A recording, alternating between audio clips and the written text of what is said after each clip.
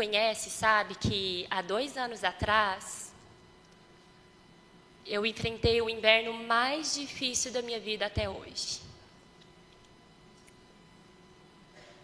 Um dia antes de tudo começar, na minha leitura bíblica, Deus me deu um versículo. Eu não sabia de nada, eu não tinha ideia do que estava por vir. E na minha leitura bíblica tinha Deuteronômio 16:1, que diz: guarda o mês de Abibe, para quem não sabe, é como se fosse o nosso janeiro, é o primeiro mês do ano. Guarda o mês de Abibe e celebra a Páscoa do Senhor, teu Deus. Porque no mês de Abibe, o Senhor teu Deus te tirou do Egito de noite. E essa palavra, de noite, ficou incrustada no meu coração.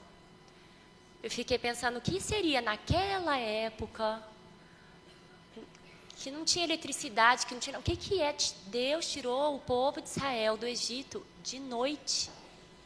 Não foi de dia. Não foi quando tudo estava bem. Foi depois, inclusive foi depois da Páscoa, que teve toda a questão dos primogênitos, a separação entre o povo de Israel e os egípcios. Foi tenebrosa aquela noite, assustadora. E Deus diz, né? Sai, e foi durante a noite, e aquilo me guardou, e aquilo me impactou, e pensei, não importa quão escuro esteja o meu dia, Deus me tirou do Egito, do meu Egito. E aquilo ficou no meu coração. No dia seguinte, de manhã eu levei meu filho na escola, e eu percebi que já há alguns dias, a minha filha Esther não estava bem, muito animadinha. E eu liguei para a pediatra. E ela pediu para eu ir no consultório. E ela fez um encaixe. Quando ela escutou o pulmãozinho da Esther, ela falou assim, eu não estou escutando nada. Na minha santa ignorância, eu achei que o nada era que ela não tinha nada. Eu jamais imaginei o que estava por vir.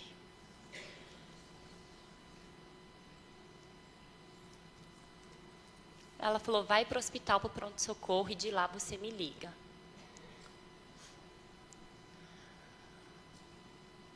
Deixei as coisas organizadas em casa rapidamente. Fui para o hospital.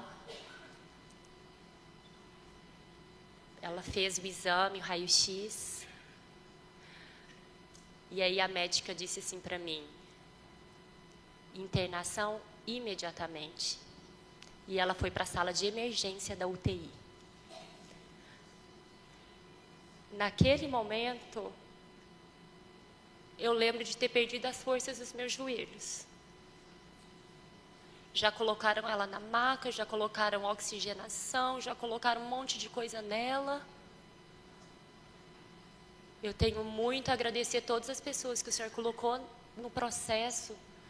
A doutora Ana, que é a médica da Esther, apareceu no hospital logo em seguida, já foi me ajudar. Nós esperamos, não tinha vagas, nós esperamos, isso era perto do meio-dia, eu sei que nós fomos entrar realmente no quarto, era meia-noite.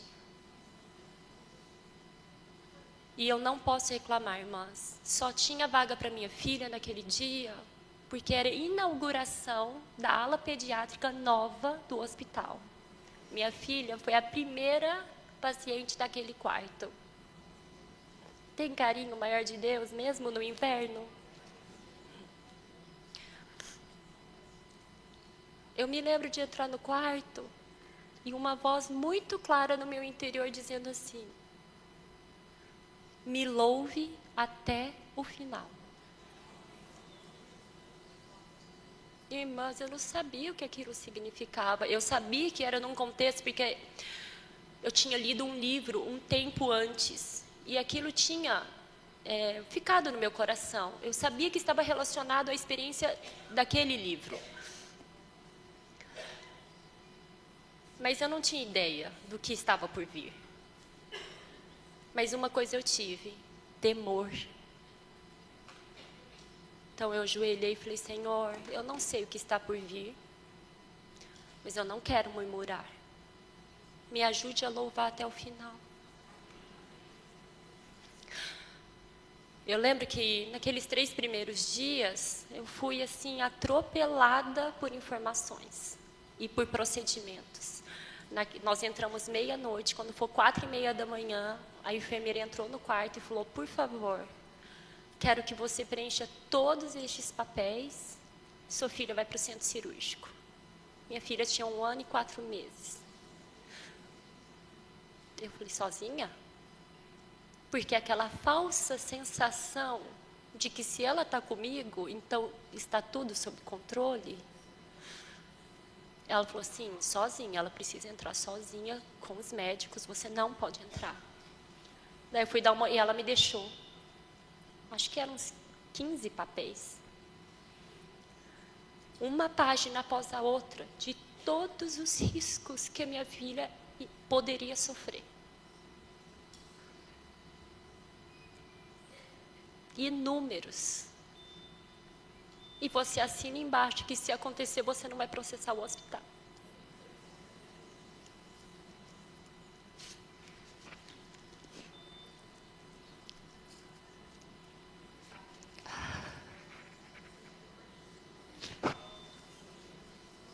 A sensação de impotência era tão grande. Mas o que eu poderia fazer? Assinei um por um. Preenchi.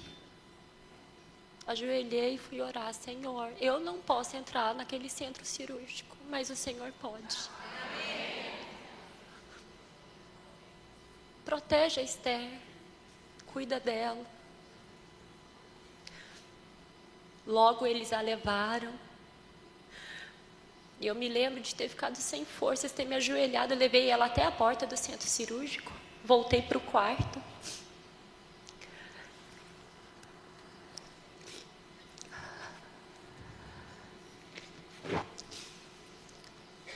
E me lembro de ter me ajoelhado numa poltrona que tinha lá no quarto. Mas, irmãs, eu não sabia como orar.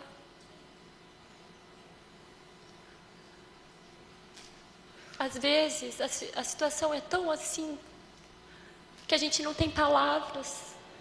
A gente quer entregar para Deus, mas a gente não sabe nem como começar a orar. A dor é tão grande.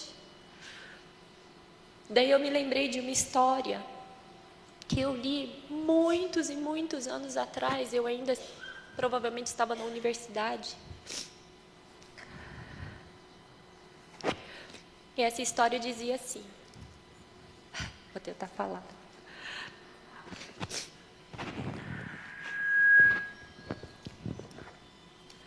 Moody conta a história de um menino criado em um orfanato inglês. Aquele menino nunca aprendera a ler ou escrever, e tudo o que sabia era o alfabeto. Um dia, o pregador itinerante visitou as crianças e disse que se estivessem com problemas, deveriam orar a Deus e Deus as atenderia. Este menino cresceu e um dia encontrou o emprego de pastor de ovelhas. Mas, por mais que tentasse, ele não conseguia mantê-las juntas. Lembrando-se das palavras do pregador, ele decidiu orar e pedir a Deus para ajudá-lo a controlar as ovelhas. Um homem passando pelo campo ouviu e, quando olhou para ver quem era, viu o menino de joelhos recitando o alfabeto: A, B, C, D. Perguntou-lhe o que estava fazendo e o menino disse que estava orando. E o homem logo reagiu: isto não é orar. Isso que você está fazendo é recitar o alfabeto. O menino respondeu: eu não sei orar. Mas acredito que se der a Deus tudo o que eu sei, Deus poderia organizar as letras em uma oração e me dar o que eu preciso. Queridas irmãs, eu orei muitos ABCDs naquela sala, naquele quarto de hospital. Literalmente, A, B, C, até o Z, e voltava para o A. E eu acreditava que o Senhor, com seus gemidos inexprimíveis, poderiam completar as minhas orações.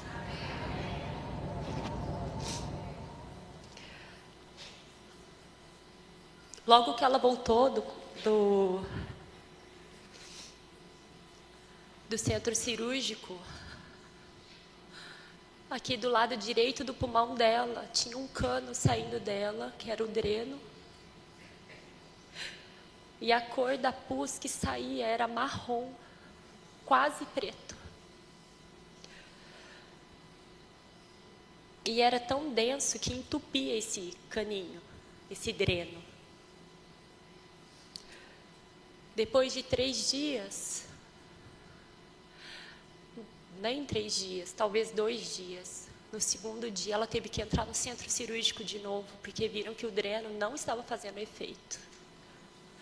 E teve que colocar de novo. E o cano que colocaram era um cano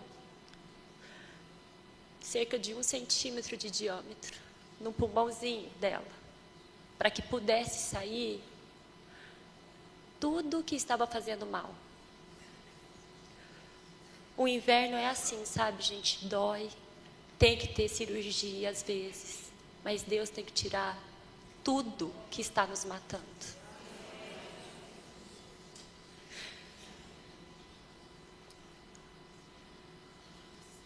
Na primeira semana, eu não conseguia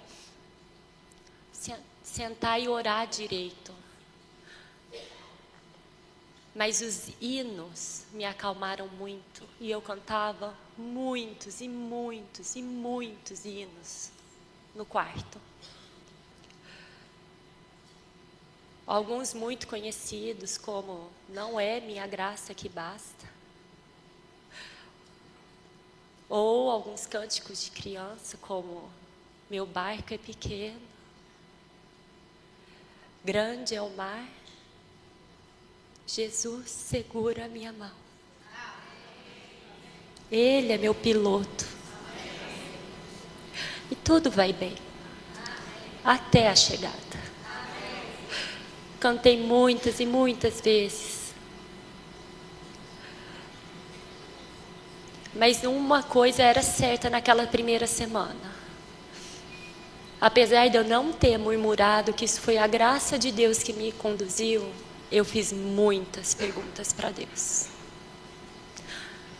Eu questionei como é que ele podia ter pedido para Abraão, o filho dele. Eu falei, Deus,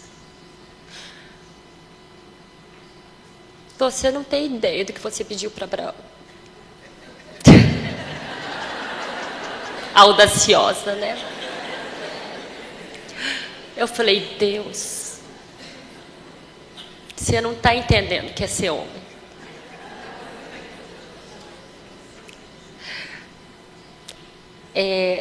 Acho que você perdeu o controle das coisas.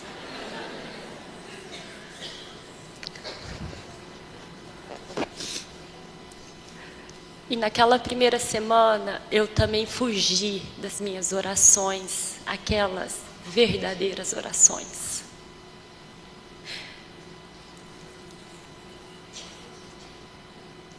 Porque, afinal de contas, eu consagrei minha filha antes de engravidar, eu consagrei ela durante toda a minha gravidez, eu consagrei a minha filha no dia que ela nasceu, todos os dias depois, quando ela estava com saúde. Mas no dia que as coisas mudaram, eu falei, Deus, ela é sua, mas ela é minha. Desculpa, mas não vai dar para reconsagrar de volta. Porque eu tinha certeza que se as palavras, Senhor, ela é tua, saíssem da minha boca, eu tinha certeza que Deus levaria ela embora no minuto seguinte. E eu não estava preparada para isso.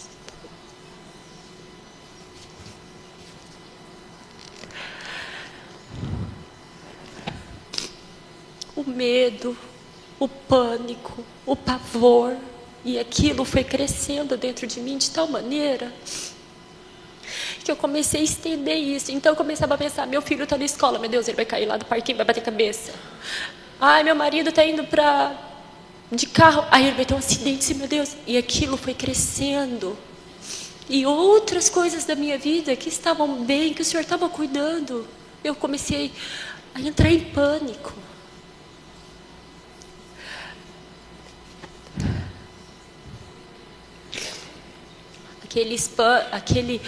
Esses pensamentos vinham principalmente nas horas em que as coisas acalmavam no quarto, normalmente de madrugada, que eram as poucas horas de calmaria do quarto. E eu me lembro também de ter falado, Senhor, eu não aceito ser vítima dos meus pensamentos.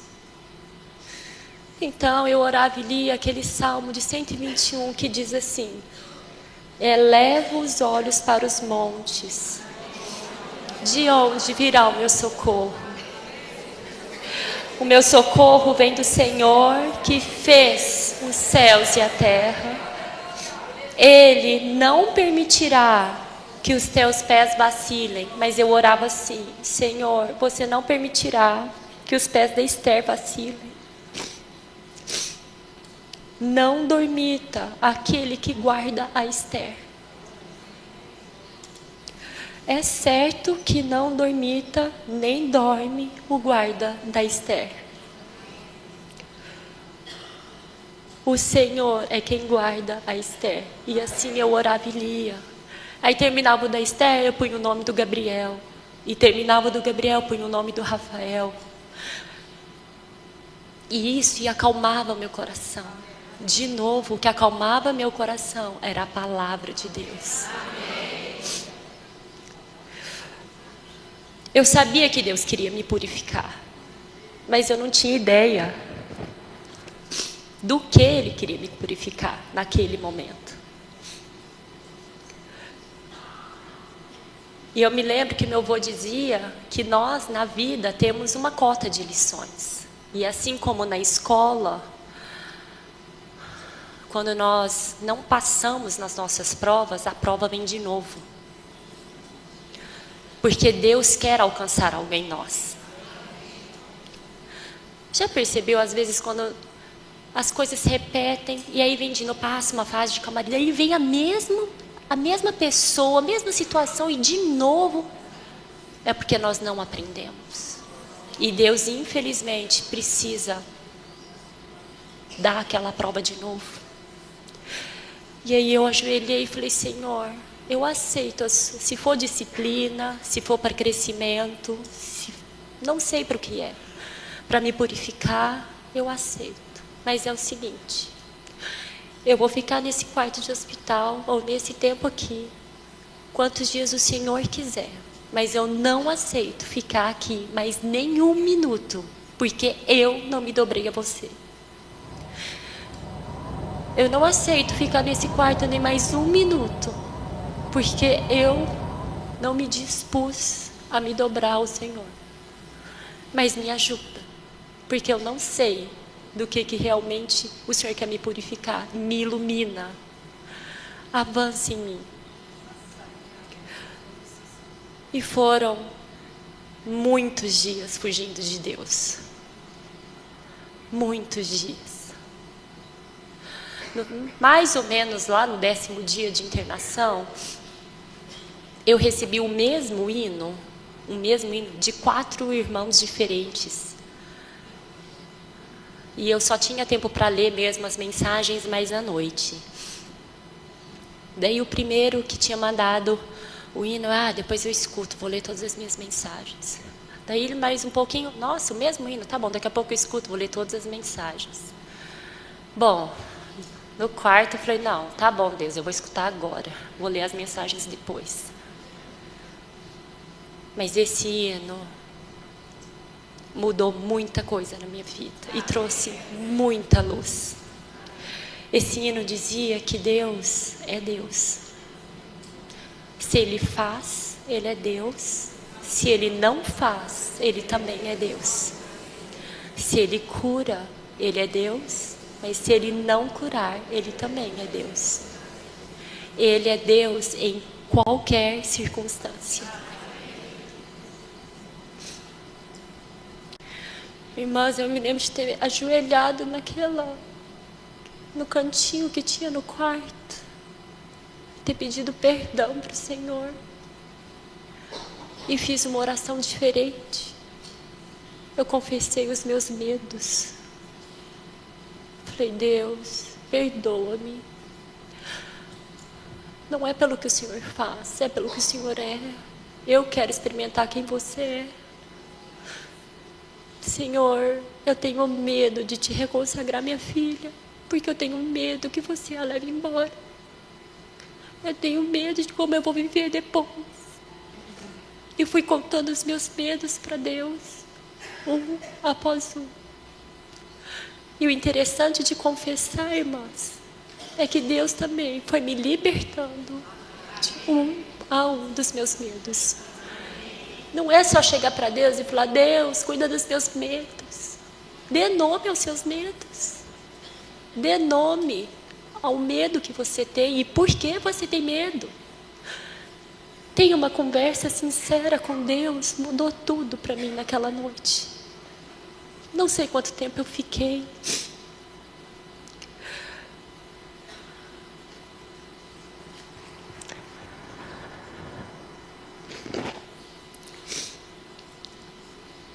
E o Senhor me falou naquela noite que mesmo que eu fugisse dele,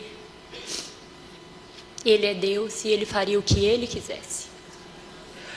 Mas que eu tinha uma decisão nas minhas mãos. Se eu queria ou não ser transformada através do que Ele iria fazer. Porque eu não poderia mudar o que Ele queria. Mas eu podia mudar como eu sairia da situação. A nossa decisão não libera poder nenhum, mas a nossa decisão dá permissão para quem tem o poder fazer todas as coisas.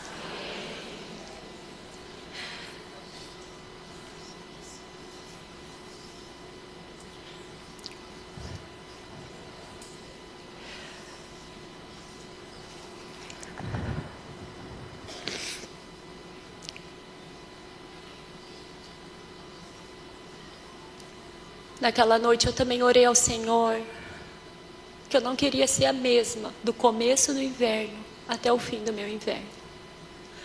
E o que o Deus que eu conhecia no começo do meu inverno não poderia ser o mesmo no fim do meu inverno. Irmãs, eu escolhi ter uma tenda de encontro com Deus. E Deus nos encoraja que cada uma de nós tenha essa tenda do encontro.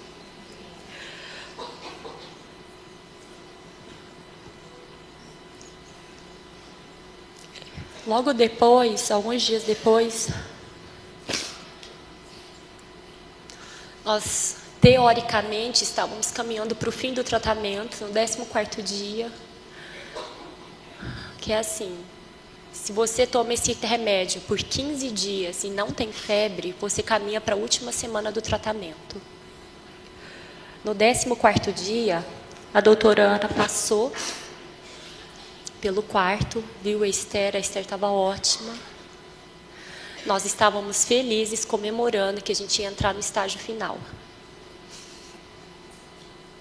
Ela saiu do quarto, nem 5 minutos depois, quando eu fui trocar a Esther, no mesmo local onde estava a drenagem, saiu uma substância marrom, muito esquisita, e estava pegando por todo o curativo aqui nas costas. Na hora eu chamei a enfermeira foi correndo, chamou a chefe da UTI.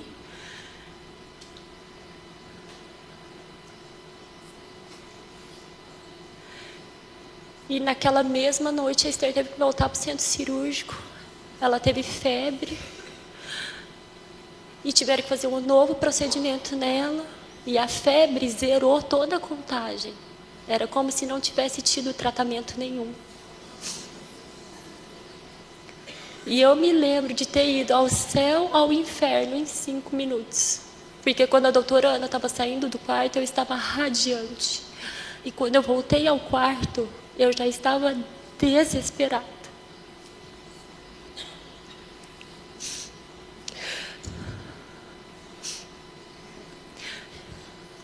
Eu me lembro também de me ajoelhar e falar: Deus, eu me recuso a ser a folha seca dessa situação. Eu não sou a folha que caiu da árvore. Eu sou a árvore com raiz. Eu não posso ser vítima das circunstâncias e das notícias que me rodeiam. Eu me recuso a viver assim. Eu tenho um Senhor. Eu tenho pai, mas vivo como órfã. Naquela noite, eu orei ao Senhor que me desse a experiência de sentir paz, independente das circunstâncias. E Ele me fez lembrar de 2 versículos. Salmos 1:3, que diz: Ele é como árvore plantada junto à corrente das águas, que no devido tempo dá o seu fruto, e cuja folhagem não murcha, e tudo quanto ele faz será bem sucedido.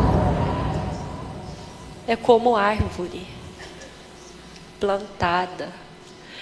Essa palavra murchar, ela não murcha. Essa palavra murchar quer dizer que ela não afunda, ela não cai, ela não esmorece, ela não desfalece. E Salmos 1:3 diz: Ele é como árvore plantada junto à corrente de águas que no devido tempo... Não, é outro, desculpa, irmãs. Jeremias 17:8. Porque ele é como árvore plantada junto às águas, que estende as suas raízes para o ribeiro e não receia quando vem calor. Mas a sua folha fica verde, e no ano de sequidão não se perturba, nem deixa de dar fruto. Essa palavra estender, no original, quer dizer direcionar. As nossas raízes, quem comandamos somos nós. Para onde eu e você temos direcionado as nossas raízes? Diz que a palavra receia é que nem percebe. Imagina vir uma situação e você nem perceber, porque você está plantada. E diz que não se perturba, quer dizer, não teme, não fica ansioso, não se preocupa, não fica com medo. E aquela noite eu orei e li esse versículo: Senhor, eu quero ser como essa árvore plantada junto às águas, que direciona as minhas raízes para o ribeiro, que não percebe, que não considera quando vem o calor, mas a sua folha fica verde. No ano de sequidão não teme, não fica ansiosa, não fica preocupada, não está com medo, nem tem pavor, nem deixa de dar fruto. O poder do inverno é também reconhecer que o verdadeiro e a única fonte é estar junto às águas.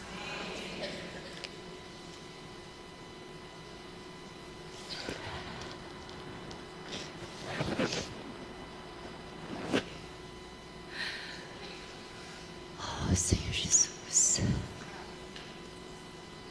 Durante meu período no hospital, eu li alguns livros também. No meu pouco tempo de folga, quando a Esther dormia, à luz da lanterna, porque eu desligava a luz do quarto. E eu me lembro de ter lido um capítulo que falava sobre quebrantamento. Que muitas vezes nós queremos que Deus trabalhe em nós, mas nós não aceitamos quando Ele quer vir nos destruir e moldar de novo. Deus não quer pequenas rachaduras em nós. Deus quer destruir tudo e fazer um novo. Se vai ser igual ao formato original, se vai ser maior ou menor, é prerrogativa dele. E isso ficou no meu interior. Eu falei, Senhor, eu quero sair do hospital diferente. Não quero ser a mesma Priscila que entrou. E durante as orações, o Senhor também me fez tocar no amor de Deus.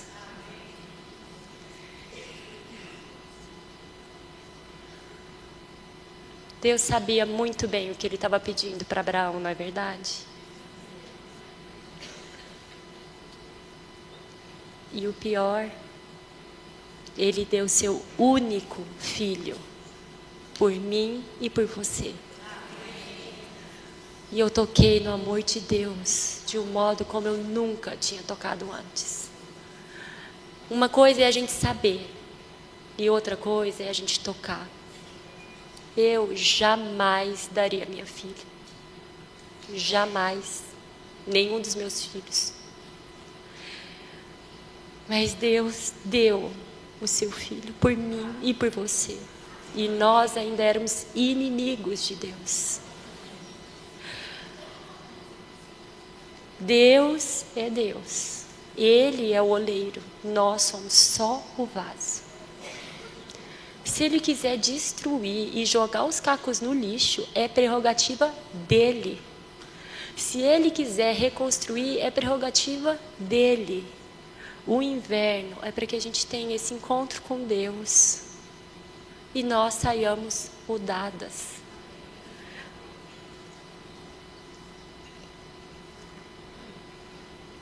Eu conheci um Deus que jamais conheceria na primavera ou no verão. E Deus sabia a minha exata cota do que me faria perder todas as minhas forças. Os irmãos às vezes brincam que é para a gente abrir aquela salinha fechada. Mas eu falo na minha experiência que é descobrir salas que eu nem sabia que eu tinha. Pensamentos que eu jamais imaginei na minha vida que eu teria. Dúvidas do amor de Deus. Fui criada no lar cristão.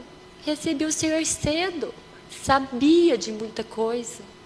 Mas na hora da prova, eu duvidei de muita coisa. E a luz de Deus veio me iluminar. De que Ele era Senhor. Mas na hora da prova, eu queria ser o Senhor. Que eu tinha um Deus, mas na hora da prova, eu queria ser Deus. Porque eu achava que Ele estava perdendo a mão das coisas.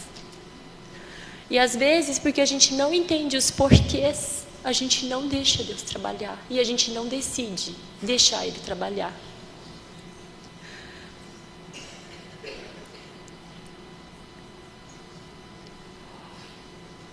Mas sabe o que acontece nesses encontros? Deus muda você e me muda.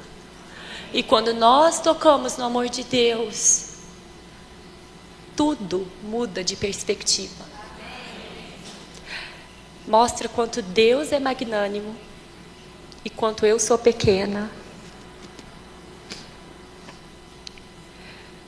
E Ele te marca de tal modo que muda o seu modo de fazer as coisas, o seu modo de pensar, o seu modo de ver, como está em Êxodo 18, 8 e 9, que diz: naquele mesmo dia contarás a teu filho dizendo: é isto pelo que o Senhor me fez quando saí do Egito, e será como sinal na tua mão, por memorial entre teus olhos, para que a lei do Senhor esteja na tua boca, pois com mão forte o Senhor te tirou do Egito. É a tua mão que tem que ser marcada, é a minha mão que tem que ser marcada, é entre os teus olhos e entre os meus olhos. na tua boca e na minha boca. Deus muda o nosso modo de fazer, de pensar e de falar. Deus muda a nossa constituição. E tudo fica tão pequeno. Não é que não dói, dói muito. Não é que você não tem direito a ficar triste ou ter medo, mas você escolhe que esses sentimentos não vão dominar a tua vida e o teu inverno. Em Apocalipse 2,17 também diz, eu amo esse hino, quem tem ouvidos, ouça o que o Espírito diz às igrejas. Ao vencedor dar-lhe-ei do maná escondido, bem como lhe darei uma pedrinha branca, e sobre essa pedrinha é escrito um novo nome, o qual ninguém conhece, exceto aquele que o recebe. Essa pedrinha branca é a aprovação de Deus e um nome querido de intimidade que você aprendeu nos momentos de dificuldade. Você tem, assim como um casal ou melhores amigas, tem às vezes apelidos carinhosos. Deus vai te dar um novo nome. Só Ele sabe como Ele te consolou. Só Ele sabe como Ele te carregou no colo. E só você sabe como foi receber esse abraço. Como foi receber este cuidado.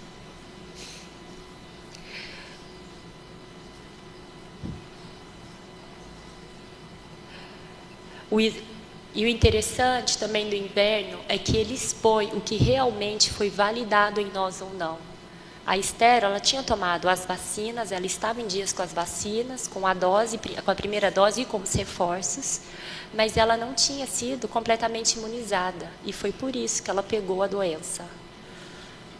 Eu nunca imaginei que uma pneumonia poderia ser o que foi. Para mim, pneumonia era aquele negócio, você vai, fica no hospital, faz umas inalações a mais, uma injeção, toma um remedinho. Eu nunca imaginei que iriam colocar um cano no pulmão da minha filha. Eu nunca imaginei que o catarro podia ter a cor de morte. Mas isso é porque nós não conhecemos todas as coisas, mas nós cremos e temos um Deus que conhece todas as coisas. No exame final, depois da alta, o Senhor, graças a Deus, antes até da alta, no penúltimo dia, uma nova doutora veio, ela seria a acompanhante da Esther, porque foram 9 meses do processo, mas nós tivemos alta do hospital e depois 8 meses de acompanhamento médico. Ela ficou em quarentena, tinha muitos exames que ainda precisavam fazer.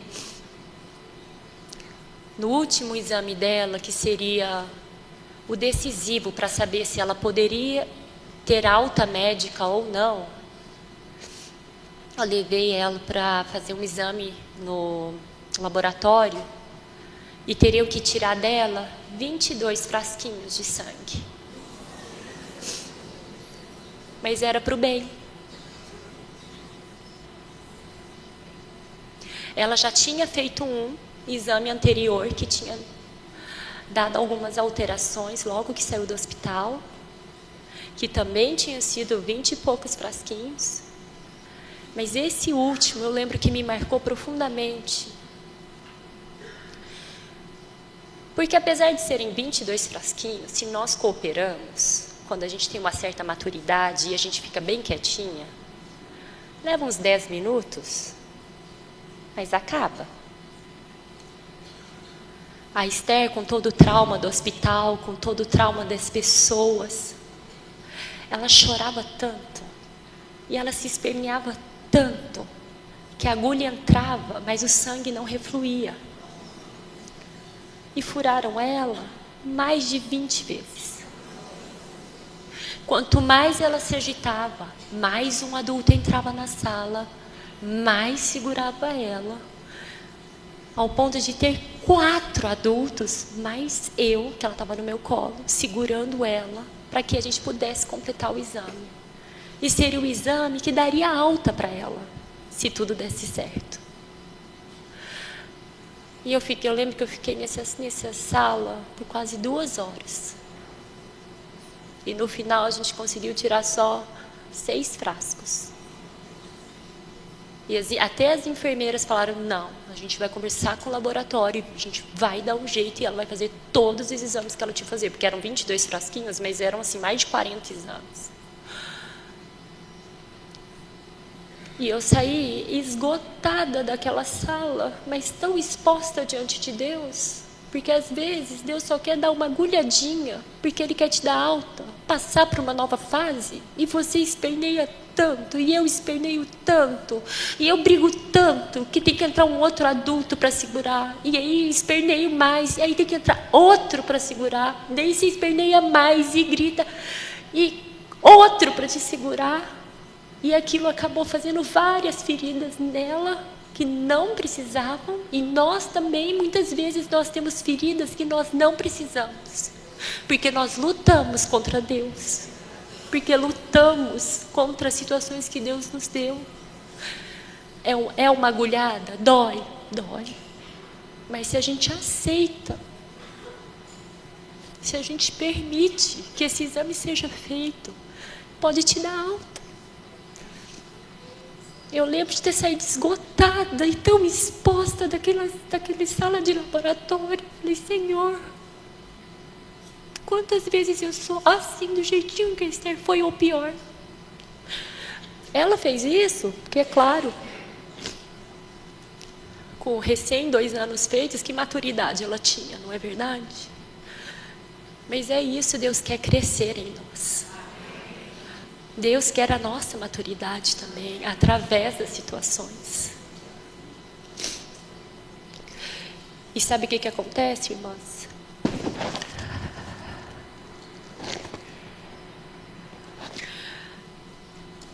Quando nós escolhemos agarrar-se às promessas de Deus, muitas coisas podem ser mais fáceis, mais leves, talvez não menos doídas. Mas com certeza saímos com menos hematomas. Recentemente li uma biografia que dizia que nós às vezes nos encontramos em 3 estágios. O de afundar, e que então a gente quer agarrar qualquer coisa só para a gente conseguir respirar.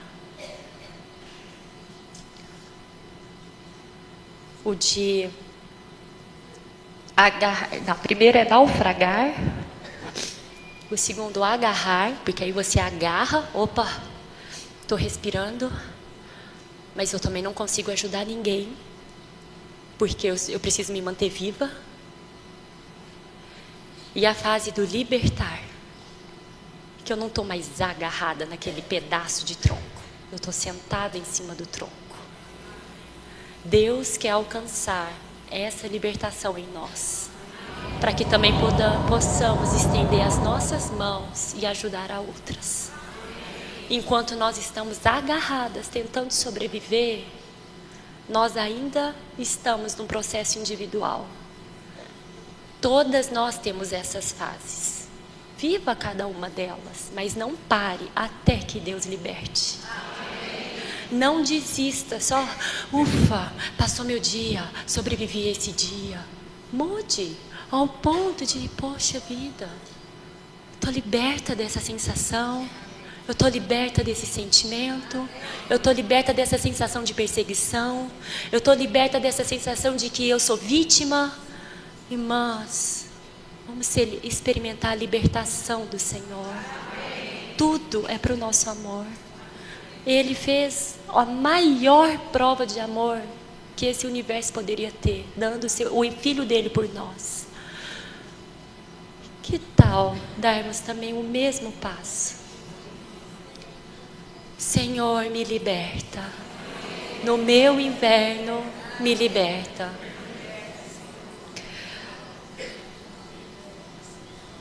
E aí, sabe o que acontece? Um novo ano vem. É gostoso ter um ano novo. Quando foi a última vez que você teve um réveillon com Deus? Será que entra ano e sai ano, mas nossa vida espiritual está na mesma pegada? A gente está assim, você se sente às vezes naquela rodinha do hamster? Correndo, correndo, correndo, correndo, sem sair do lugar. Às vezes eu me pego assim. Nossa, vem situação, a mesma rodinha, não é possível. Na Bíblia existem muitos e muitos versículos falando sobre o primeiro dia do no primeiro mês do ano.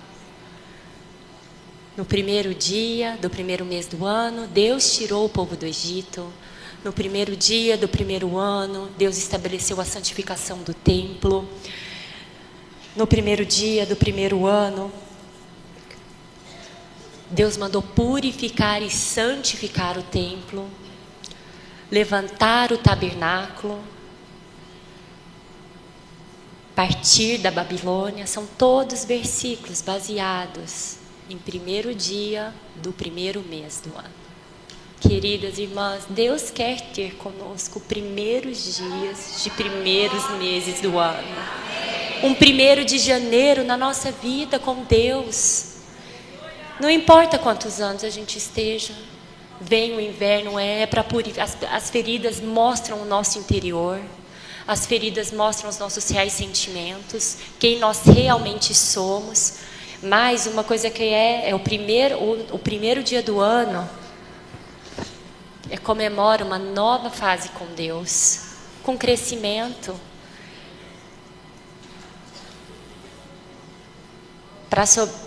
É claro que foi importante para mim todas as outras lições dos outros invernos. Nós não passamos só um inverno na vida. Claro que alguns são bem mais pesados do que outros, alguns são leves. Mas o importante é que a cada inverno a gente tenha um encontro com Deus. Há uma tenda do encontro em cada estação, inclusive no inverno. Novos ciclos virão, coisas boas, a primavera chega. E quero encerrar com 2 Coríntios 4:7, que diz: temos, porém, este tesouro em vasos de barro, para que a excelência do poder seja de Deus e não de nós. O inverno nos ensina quem é o vaso de barro e quem é Deus. E faz uma distinção muito, muito clara.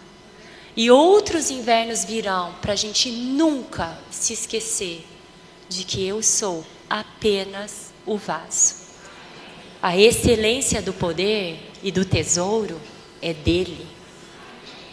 Assim, nunca nos orgulharemos das flores, dos frutos, do nosso verão, seja do que for, porque a gente vai sempre se lembrar quem é a nossa origem.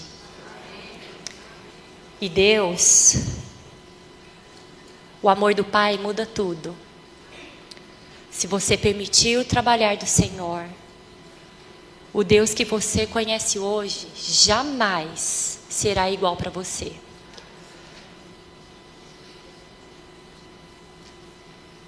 Os seus encontros lhe darão uma nova intimidade com Deus, um novo nome, uma fé mais pura e um novo ano. Pessoas que já passaram por muitas e muitas provações, eu tenho lido muitas biografias de grandes homens de Deus, e uma coisa é certa dentre eles: apesar de ninguém pedir as situações difíceis, os que realmente se encontraram com Deus não gostariam nunca de voltarem a ser quem eram antes. Irmãs, que nós nunca sejamos dia após dia a mesma pessoa. Dentro da sua experiência do seu inverno, ano após ano, tenha novas memórias e novas experiências com Deus, novos encontros, novos nomes que ninguém conhece. Somente Deus e você. Tenha novos encontros com Deus.